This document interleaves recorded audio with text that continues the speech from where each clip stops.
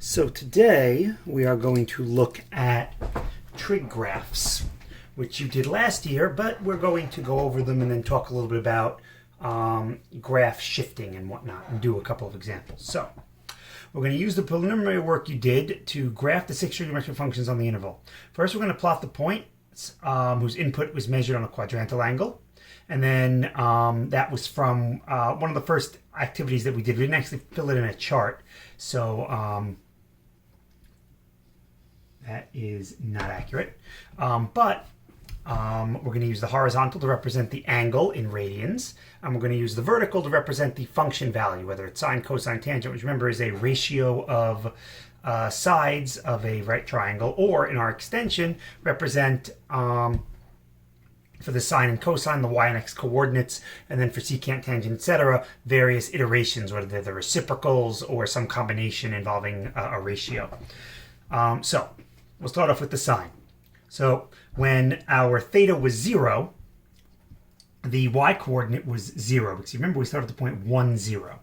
Okay. Then when our theta was pi over 2, if we're in the unit circle, and I can draw the unit circle right here, this is where we start. The y coordinate is 0. At pi over 2, the y coordinate is 1. At pi, the y coordinate is 0 again. At 3 pi over 2, the y coordinate is negative 1. And then at 2 pi, the y coordinate is 0 again. So now we can connect these.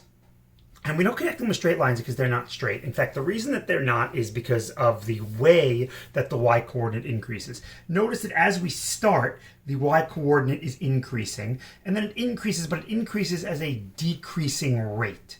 See, it gets larger, but it gets larger as it's flattening, as this circle is flattening out.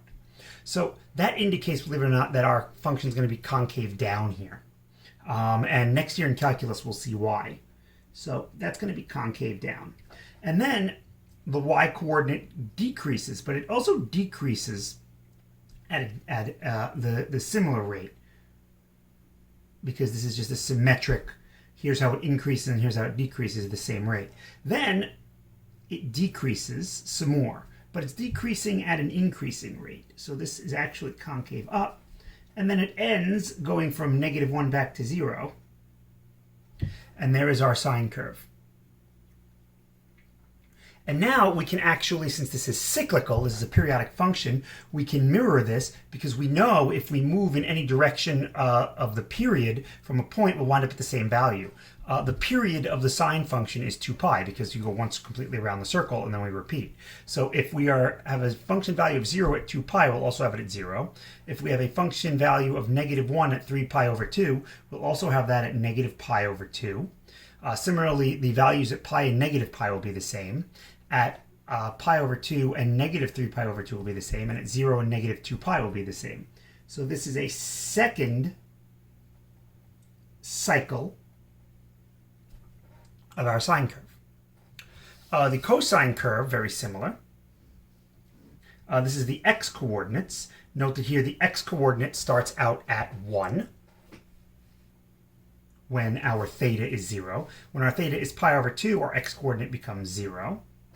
At pi, our x-coordinate is negative 1. At 3 pi over 2, our x-coordinate is 0. And then at 0, our x-coordinate goes back to 1. And similar to the cosine, the sine increases and decreases at various rates. So we wind up with this different concavity. And again, just like the sine, if I were to graph a second cycle of this, since my function is periodic with a period of 2 pi, oops, that was a little bit exaggerated there. This should not be a vertical line. There we go, it's better. That would be 2 cycles of my cosine curve. Note that the amplitude for each is 1. 1 minus negative 1 is 2, divided by 2 is 1. And the period is 2 pi, because the length of one cycle is 2 pi. If I go from any point 2 pi over, I'll wind up at the same exact value. You might think, oh, the period is pi because, for example, at the value 0, when x is 0 and when x is pi, they're the same. But note that that doesn't work, because when x is pi over 2, we don't get the same value as when x is 3 pi over 2. So the period can't be pi. The period is, in fact, 2 pi. And the same with cosine. The period is 2 pi. So now the question is, what about our other functions? Well, tangent. So to graph tangent, what we can do is we can look at what is sine over cosine. Because after all, that is tangent. So if I'm considering sine over cosine, sine over cosine, let's see. When x is 0, sine is 0 and cosine is 1. At pi over 2, sine is, the y-coordinate is 1, but the x-coordinate, cosine, is 0. So I'm dividing by 0, so that doesn't exist. So at pi over 2, this doesn't exist. So I can't plot anything. At pi, I'm back to 0 again. At 3 pi over 2, I don't exist, and at 2 pi, I'm back to 0. So that doesn't really help too much. So what the other thing that might help is, once again, looking at the unit circle and remembering that the tangent, at least in the first quadrant, is the length of the line that connects the extended radius to this vertical tangent line. So when theta is 0, I'm right here. These 2 points are concurrent, they're the same point, which is why the length of the segment is 0. And then as my theta increases, notice that the length of this segment increases. And it's going to increase until I get to pi over 2, at which case it's going to be undefined. So the graph of tangent increases until I get to pi over 2, at which point we are undefined. Tangent in the second quadrant is negative because the cosine is negative but the sine is positive. So in the same way that I had this symmetry with the sine curve, if both were positive here, I would wind up with a tangent curve that comes down like this due to symmetry. Here it's increasing, here it's decreasing. But because one of them is negative, my values wind up being negative. It's a reflection through the x-axis. So instead of coming down and being concave up, I will now increase and be concave down, at which point I end up at the point where my theta is pi. At this point, the sine and the cosine are both negative. So when I divide two negatives, I get a positive. And note that if I'm once again dealing with this idea of this being the length of the tangent line, it's once again increasing. The situation is exactly the same in the third quadrant as it was in the first. So once again, I will have my tangent increasing.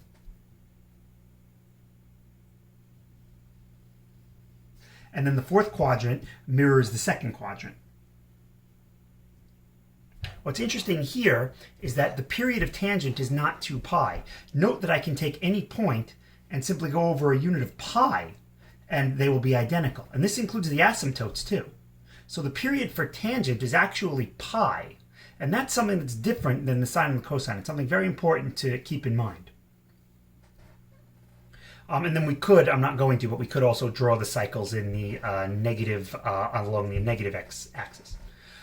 Cosecant. So cosecant is, if you remember, defined as 1, or not defined, but has this identity. It's 1 over the sine. So I can take my sine curve and simply replot the points as reciprocals. So here, the sine has a value of 0, which means here, the sine will be undefined. And as far as our trig functions are concerned, this undefined is going to equate to a vertical asymptote. At pi over 2, the sine is 1. So at pi over 2, the reciprocal of 1 is 1. Once again, at pi, we're 0. So at pi, we'll have another vertical asymptote. At 3 pi over 2, we are negative 1, and the reciprocal of negative 1 is negative 1. And then at 2 pi, we have yet another vertical asymptote, because sine of 2 pi is 0. So if you remember, the sine starts by increasing. Well, if something increases, what does the reciprocal do? Well, let's look. If x increases, what happens to 1 over x? As x gets larger, 1 over x gets smaller. So if x increases, 1 over x will decrease. And since I have to be at this point here, the only way I can decrease to this point is by coming down like this.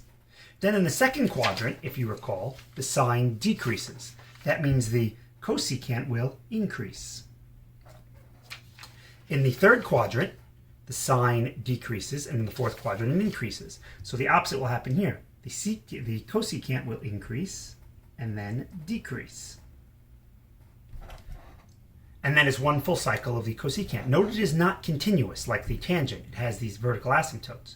And if we wanted to, we could draw a similar cycle to the left of the y-axis where I would be down here and then I would be up here. Once again, the period winds up being 2 pi. There is no amplitude in the same way there's no amplitude for the tangent because there are no maximum and minimum values. The secant, we can play the same exact game by taking the reciprocal of the cosine. The reciprocal of 1 is 1. And the reciprocal of -1 is -1, and the reciprocal of 0, 1 over 0, is undefined. Thus, where the cosine is 0, the secant will be undefined. And now we do the same thing. Initially, the cosine starts by decreasing, so its reciprocal will increase. The cosine continues to decrease, so the reciprocal will continue to increase. Then, in quadrants 3 and 4, the cosine decreases. The cosine increases, which means that the reciprocal of the cosine will decrease, and then it will decrease. And there is one cycle, one period's length of the secant. The period, note again, is 2 pi, and the amplitude is, again, there is no amplitude. It is not defined because there is no max and min, so the secant has no amplitude. The cotangent is simply the reciprocal of the tangent. Well, we can do this in a similar way. Wherever I have a 0, the cotangent will be undefined, which would be at 0 pi and 2 pi. Similarly, if we're taking the reciprocal of 0 to be undefined, then the reciprocal of undefined will be 0. So at pi over 2 and at 3 pi over 2, I have 0. And now the tangent starts off by increasing, which means if my tangent increases in quadrants 1 and 2, my cotangent needs to decrease in quadrants 1 and 2. And then if the tangent continues to increase, which it does, the tangent is always increasing, then the cotangent will always be decreasing. And then you have the cotangent. And note, unlike the other trig functions other than tangent, the cotangent also has a period of just pi. Again, there is no amplitude. So these are our 6 trig functions. And the nice thing about them is they are periodic, in that as long as I have one cycle, I can continue to draw as many cycles as I need. And not only that are they periodic, but their behavior is very specific. The sine, cosine, cosecant, and secant have behavior based on the 4 quadrants. So I can break up the behavior into quadrants. From 0 to pi over 2 represents the behavior of the first quadrant. From pi over 2 to pi, the second quadrant. Pi to 3 pi over 2, the third quadrant. And 3 pi over 2 to 2 pi, the fourth quadrant, as indicated here. Same with the cosine, same with the secant, same with the cosecant. Sorry. The tangent and cotangent, while, yes, there are 4 quadrants, their periods are only pi. So really, I only have to worry about 2 intervals, at which point the cycles will just repeat. So what you're going to do as a quote-unquote classwork assignment is you are going to simply write true or false in here based upon what you know about transformations and what happens to x coordinates, what happens to y coordinates, what happens to distances. And you can use your previous homework to help you with this, or you can discuss it with classmates as you would in class. So that is going to be an assignment for classwork that you're going to turn in. So now we can define the sine and cosine a little bit better. So we're going to say that we have this function that looks like this. Now note that this is not all periodic functions. We saw periodic functions that were piecewise, that involved the greatest integer function, that involved line segments. So we're just going to say we have one of our 6 trig functions looks like this. Okay? So what is this? Well, if one of our 6 trig functions look like this, periodic function, that's one of our 6 trig functions, then the amplitude of the function we'll define as the absolute value of a for sine and cosine, because the other 6 do not have, the other 4 do not have amplitudes. The frequency of the function will simply be the coefficient of the x term. Note that this makes sense. The coefficient of the sine of the x and sine was 1. So I wound up with 1 cycle over the initial period of 2 pi. 1 cycle over the initial period of 2 pi. Works with tangent as well. 1 cycle over the initial period of pi. So we're simply saying that the coefficient of the x tells us how many cycles we're going to be graphing in our original period. The phase shift is a measurement that helps determine the total horizontal change of the graph. What this does is it accounts for both the horizontal translation and the horizontal dilation. Note that what we do here is first we subtract c from our point. So if our point is, our x-coordinate is lowercase a, we would do lowercase a minus c and then divide the result by b. That is the phase shift. And then the period is going to be defined as capital L over absolute B, where L is the initial horizontal length of one cycle. And by initial horizontal length, we mean the period. And that would be 2 pi for sine, cosine, secant, and cosecant, and pi for tangent and cotangent. So, for each trigonometric function below, find the amplitude, the period, the frequency, and the phase shift. Then use that information to graph exactly one cycle of the function. You may label your axes using any appropriate scale. The phase shift comes into play because if x is 0, if my x-coordinate is 0 initially, then if I perform this transformation, I'm going to be subtracting c from 0 and then dividing by b. So I'm going to be applying this full transformation to an x-coordinate of 0. And then you'll see how I handle the rest. So this is my function, and this is in a nice standard form. So let's see what we have to find. We have to find the amplitude. Well, the amplitude here is just 3. That's the amplitude. In fact, I can even write amplitude equals 3 right there. The period is defined as the initial value of the period, which is 2 pi for sine, divided by my frequency. So this would be 2 pi over 3. So the period is 2 pi over 3. The frequency is 3. And the phase shift is, well, negative pi over 2 is my c, so that would be positive pi over 2. And then divided by 3 would be positive pi over 6. That is my phase shift. So, how does this work? How am I going to graph this now? Well, I'm going to do what I usually do, with one exception. Instead of plotting all of the points at the beginning and then seeing what happens to them individually, I'm going to take a more holistic approach here. I know that on the sine, I start with the initial point 0, 0. Okay? So what's going to happen to this initial value? Well, the phase shift, which is the entire horizontal transformation, is going to be pi over 6. Right there, pi over 6. And then my vertical, well, the amplitude, 3, doesn't change where I start. It is going to change how far up and down I go, however, because the amplitude, if you remember, is half the total distance between max and min, and that's where the midline is. And if you note, the sine starts at the midline, goes up, down, up. And that's what we're going to use here, that nature of the sine curve and all our curves, the fact that they can be broken down to these 4 intervals. The sine goes up, down, up. The cosine goes down, up the graph. So that's the concept we're going to be using here. So what happened to the y-coordinate? Well, the y-coordinate has no vertical dilation because 0 times 3 is still 0, but then we add 2. So this is the new starting point of the sine, pi over 6, comma 2. So I'm going to make a scale here, I guess. So let's see. Let's make each of these worth 1. So 1, 2, 3, 4, 5, 6, 7. This will go up to 8, which means it'll go down to 1, 2, 3, 4, 5, 6, 7, negative 8. And then pi over 6 is my phase shift. So let's see.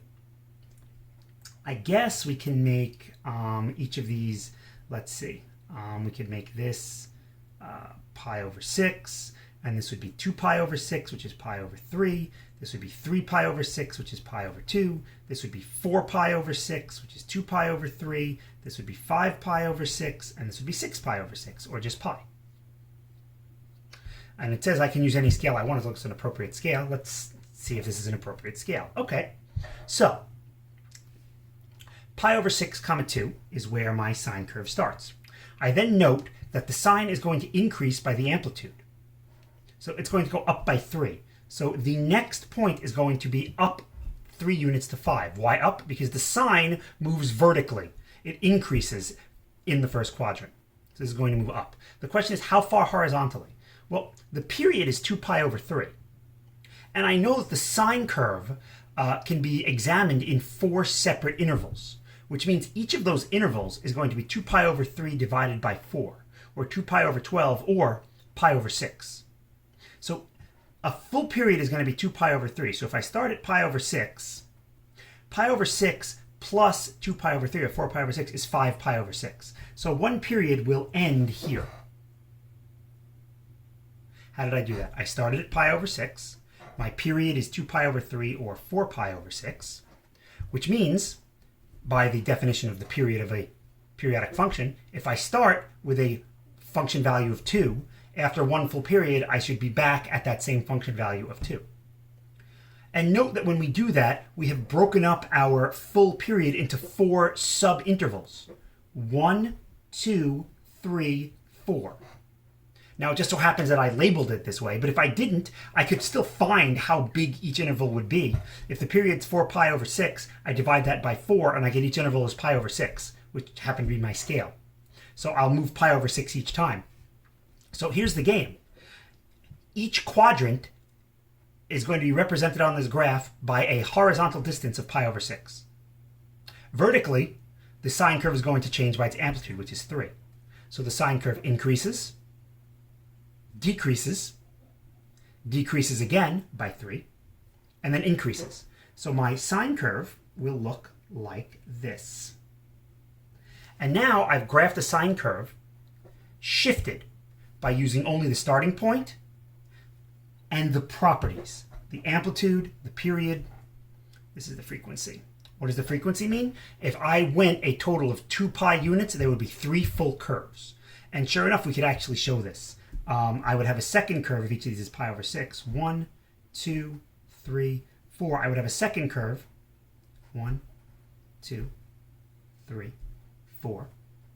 And then I would have a third curve. 1, 2, 3, 4. This entire distance would be 2 pi. And if you don't believe it, label these values and see for yourself. This is negative pi. This would be negative pi minus pi over 3, or negative 4 pi over 3. From negative 4 pi over 3 to 5 pi over 6 is 2 pi. So that's the game that we're playing. And here, we'll do another one just to give you an idea of how this works. Okay. What about cosine? Okay, so same idea here. So first we need the amplitude, and the amplitude here is 2. It's a negative 2, but the amplitude is actually 2 because, why? Because the amplitude is a vertical distance. The period, the original period of cosine is 2 pi. The frequency is 1, so this would be 2 pi over 1. So the period of this is still 2 pi. The frequency happens to simply be 1. The phase shift will be pi over 2 divided by 1, which is pi over 2. And now I repeat the same thing that I did before. The cosine curve starts at the point 0, 1. So let's examine what happens to the point 0, 1. So at 0, 1, my x-coordinate is going to be shifted, well, by the phase shift to pi over 2. And now, what happens to the y-coordinate? Well, there is a dilation and a reflection, and that's important. This is a reflection, and I have to remember that. Because now, instead of the cosine curve decreasing and increasing, I'm dealing with its reflection. So instead of the cosine curve going down to up, my cosine curve is going to wind up going up to down, increase to decrease. So the negative 1 will become negative 2, and then I'll add 1 and get negative 1. So the starting point will be at pi over 2. So what we can do is we can label this 2 pi, and then halfway through, let's see, 1, 2, 3, 4, 5, 6, 7, 8, 9, 10, 11, 12. So 1, 2, 3, 4, 5, 6 would be pi, and then half of that would be pi over 2, and halfway between pi and 2 pi is 3 pi over 2. We're going to start at pi over 2, negative 1. We'll let this be negative 1, negative 2, negative 3, negative 4, 1, 2, 3, 4. So I'm starting at pi over 2, negative 1. The cosine curve normally decreases and then increases. Decreases over the first two quadrants and then increases. But the reflection is going to cause it to increase first. Increase by how much? 2. So we increase from negative 1 to 1. We increase from 1 to 3. Oops. Yep. We decrease from 3 to 1. And now note that I kind of ran out of space here. I could go off the graph. Nothing wrong with that. But if we want to stay on the graph, well, I know, since the period is 2 pi, that this point has to be the same, has the same y-coordinate as a point 2 pi units to the left or right. So I could graph one cycle this way. If you want to graph one cycle by starting at the starting point, then I would be going off the grid, which is fine.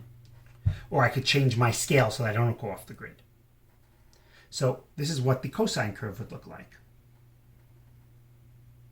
And note again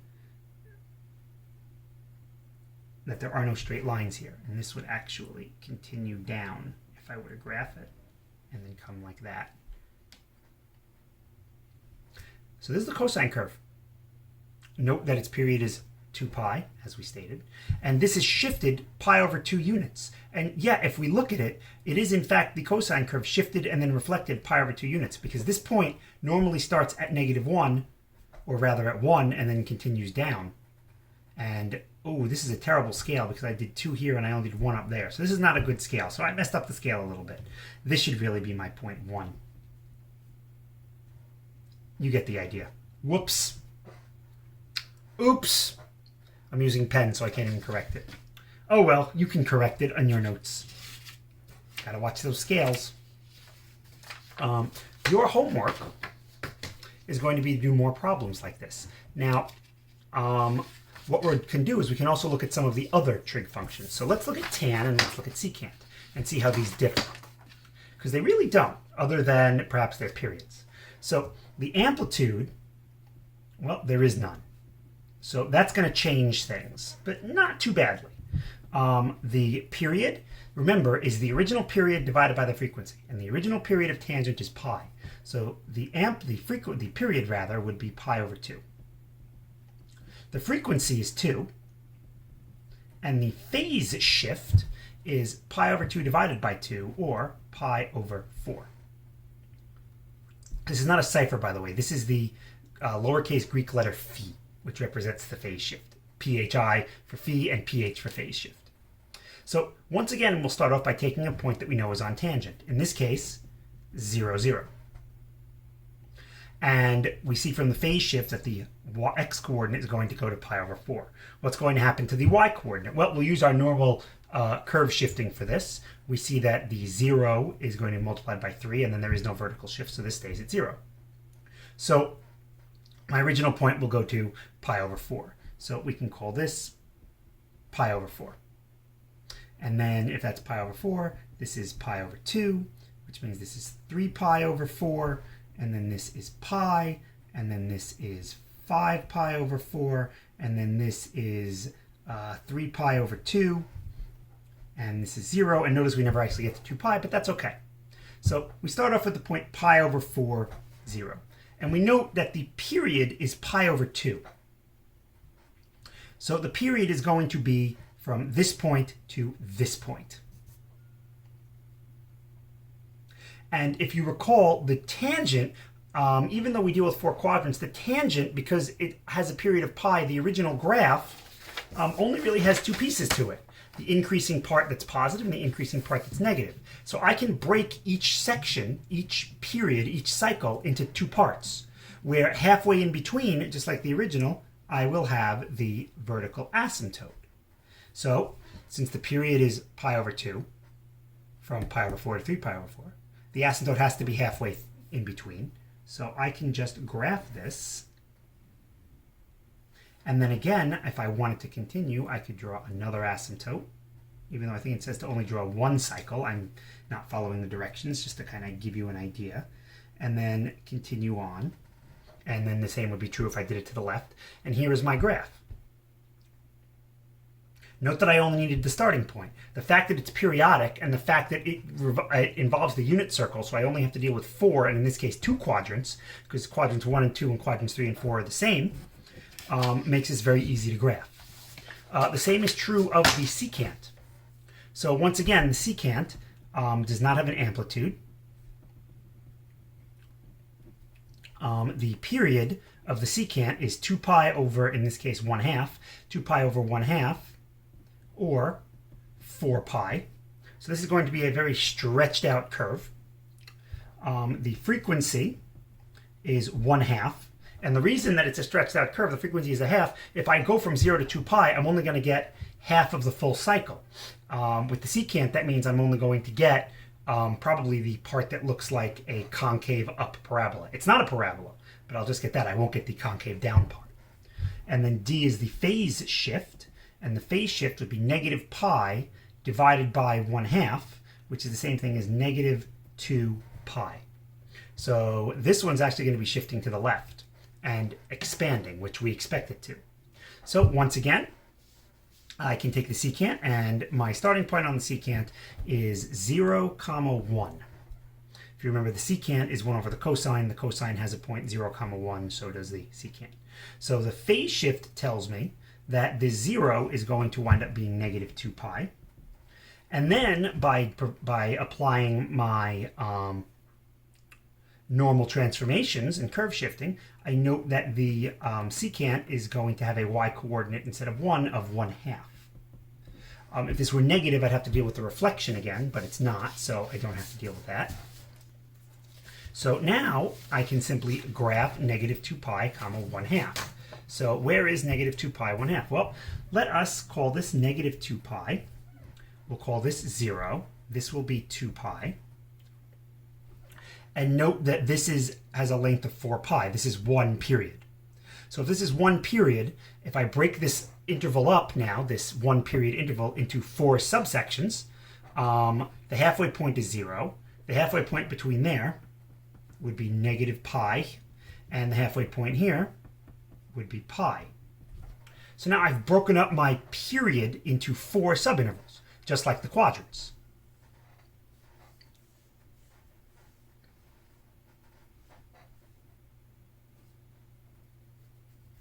Okay, so the point negative 2 pi 1/2 is on here. So I'm going to call this 1/2. That'll make this 1. That'll make this 3/2. That'll make this 2. That'll make this negative 1/2, 1, negative 3/2, negative 2. Okay, I counted correctly that time. So negative 2 pi 1/2. So what happens? Well, what happens is in the first quadrant, the secant increases to the asymptote. So in the first quadrant, the first of my 4 areas, 1, 2, that's not true. 1, 2, yep, in the first of my 4 areas, 1, 2, 3, 4, right here, my secant is going to increase to the asymptote. Then what happens? Well, then my function increases until I get back to the original point. Well, what is the original point? Well, since my new value here was 1/2, it's going to correspond to negative 1/2. Now let's say that I didn't know that. Or how did I get that? Well, if you check out our secant curve, one of the cool things is, because it's the reciprocal, the cosine curve can be seen right in between it. And with the cosecant, the sine curve can be seen in between it. So if there were any vertical shifting or anything, then these points would be moving up and down. So too would their corresponding points on the reciprocal graph. So since I took my point here and I dilated it by a factor of 1/2, this would also be dilated by a factor of 1/2. There'd be another asymptote. And then finally, I would decrease back down to my original point. This is the graph of 1/2 secant 1/2 x plus pi. Note that if I'm only looking from 0 to 2 pi, it's only half the graph. As it turns out, it was not just the concave up or the concave down part, but it was actually a discontinuous part, a part that had an asymptote. So you can't always assume, oh, it's just half the graph, it's the connected part. In this case, it wasn't. And that is how to graph trig functions using curve shifting. And note again that we're not using all of curve shifting. We're simply shifting the intervals, which is nice because that comes from the idea that we're dealing with these in the unit circle. So that was a pretty good lesson. So it gets the Cetron smiling seal of approval. Take care, everyone.